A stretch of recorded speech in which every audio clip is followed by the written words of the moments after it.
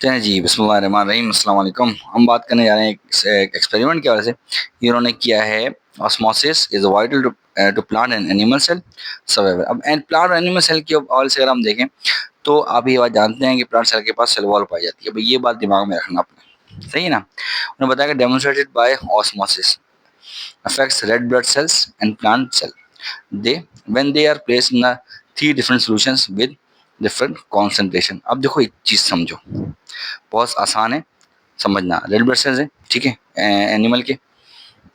अब वाटर क्या है? सॉल्वेंट, और सल्यूट में कुछ भी हो सकता है, ठीक है। हम नमक और चीनी ले लेते हैं, चले, ठीक है ना। तो सल्यूट कम होगा और सॉल्वेंट ज्यादा होगा तो क्या कहलाएगा? हाइपोटोनिक।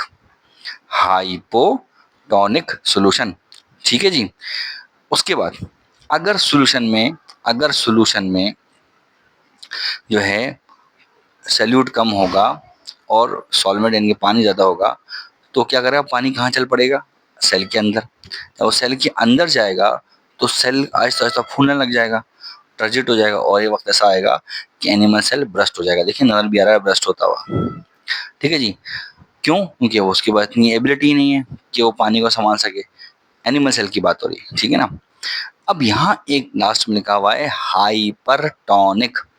हाइपरटोनिक, हाइपर में क्या होगा? सल्यूट ज्यादा होगा, वाटर कम होगा, यानी कि मोर सल्यूट लेस वाटर, मोर सल्यूट लेस वाटर। तो उससे क्या होगा कि जो सेल के अंदर का पानी है ना, सेल के अंदर का पानी, ऐसी बात है, वो देखेगा कि बाहर तो सॉल्वेंट सल्यूट ज्यादा है और सॉल्वेंट कम है, तो क्या करेगा? वहां से निकल के बाहर आ जाएगा, वहां से निकल के बाहर जाएगा और सेल क्या हो जाएगा? आहिस्ता आहिस्ता आहिस्ता आहिस्ता सिकुड़ने लग जाएगा। इसको हम बोलते हैं प्लाज्मोलाइसिस। क्या बोलते हैं इसको? हम प्लाज्मोलाइसिस कहते हैं, ठीक है। और तीसरी कंडीशन जो बीच में है वो आइसोटोनिक है। आइसोटोनिक मतलब कि जो बाहर का एटमॉस्फेयर है वो और अंदर का एटमॉस्फेयर दोनों सेम है, तो पानी अंदर भी आएगा और बाहर भी जाएगा। देखिए निशान लगा हुआ नजर आ रहा है आपको, अंदर और बाहर दोनों जा रहा है इजीली। लेकिन अगर मैं बात करूं किसकी? प्लांट सेल की, तो प्लांट सेल के पास सेल वॉल होती है और वो उसे कुशन देती है, ठीक है ना। और कुशन देती है तो क्या होता है कि वो कभी ब्रस्ट नहीं करता। देखिए हाइपरटोनिक सॉल्यूशन के अंदर हम बात करें, देखो इजीली आप नोटिस करो कि पानी आ भी रहा है और जा भी रहा है, डजंट मैटर, उसको कोई फर्क ही नहीं पड़ रहा। और उसने क्या किया? पानी जब अंदर आ रहा है, हाँ, हाइपोटोनिक सॉल्यूशन में पानी अंदर आ रहा है लेकिन वो ब्रस्ट नहीं हो रहा। और मैंने बताया था कि सल्यूट कम होगा, वाटर ज़्यादा होगा हाइपोटोनिक सॉल्यूशन में।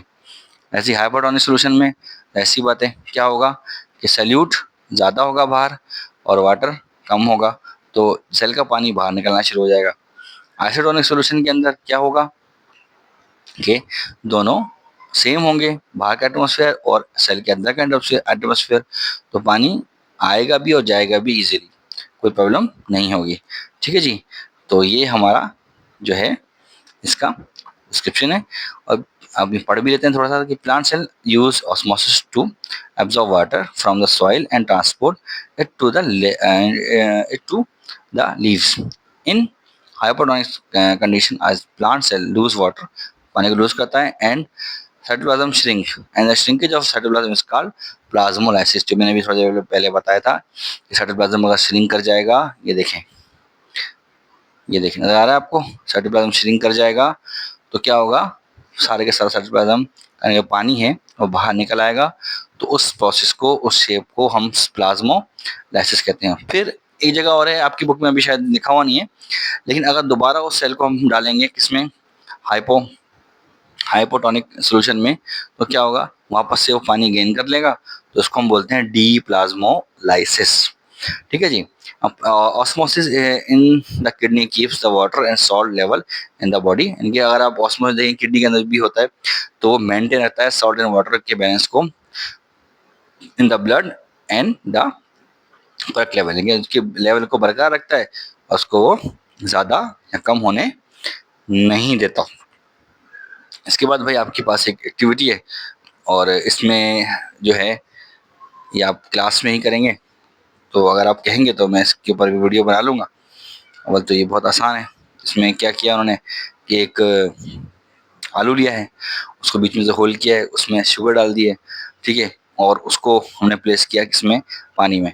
तो हुआ क्या? फ्रॉम द वही कॉन्सेंट्रेशन ग्रेडियंट की बात आ गई कि पानी जो था वो एब्जॉर्ब होना शुरू हो गया आलू के अंदर, और जो है from high concentration to low concentration गया पानी, जिससे हमें पता चला कि पानी जो है वो हाई कॉन्सेंट्रेशन से लो कॉन्सेंट्रेशन की तरफ जा चल पड़ता है। ठीक है जी, इस तरह से आपका ये काम हो गया। ठीक है,